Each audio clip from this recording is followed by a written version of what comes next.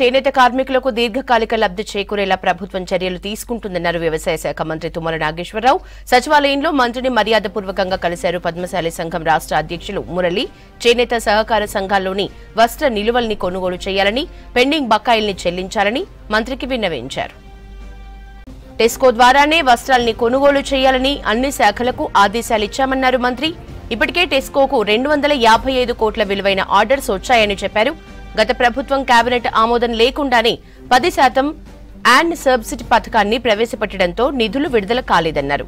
అయినప్పటికీ కాంగ్రెస్ ప్రభుత్వంలో 33.23 కోట్ల రూపాయల సబ్సిడీని టెస్కో నిధుల నుంచి విడుదల చేశామన్నారు.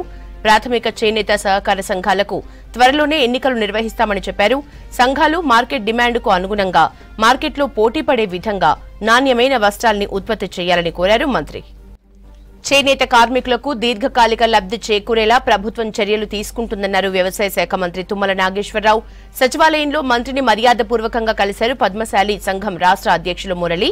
చేనేత సహకార సంఘాల్లోని వస్త్ర నిల్వల్ని కొనుగోలు చేయాలని, పెండింగ్ బకాయిల్ని చెల్లించాలని మంత్రికి విన్నవించారు. టెస్కో ద్వారానే వస్త్రాల్ని కొనుగోలు చేయాలని అన్ని శాఖలకు ఆదేశాలిచ్చామన్నారు మంత్రి. ఇప్పటికే టెస్కోకు 255 కోట్ల విలువైన ఆర్డర్స్ వచ్చాయని చెప్పారు. గత ప్రభుత్వం కేబినెట్ ఆమోదం లేకుండానే 10% యాడ్ సబ్సిడీ పథకాన్ని ప్రవేశపెట్టడంతో నిధులు విడుదల కాలేదన్నారు. అయినప్పటికీ కాంగ్రెస్ ప్రభుత్వంలో 33.23 కోట్ల రూపాయల సబ్సిడీని టెస్కో నిధుల నుంచి విడుదల చేశామన్నారు. ప్రాథమిక చేనేత సహకార సంఘాలకు త్వరలోనే ఎన్నికలు నిర్వహిస్తామని చెప్పారు. సంఘాలు మార్కెట్ డిమాండ్కు అనుగుణంగా మార్కెట్లో పోటీపడే విధంగా నాణ్యమైన వస్త్రాల్ని ఉత్పత్తి చేయాలని కోరారు మంత్రి.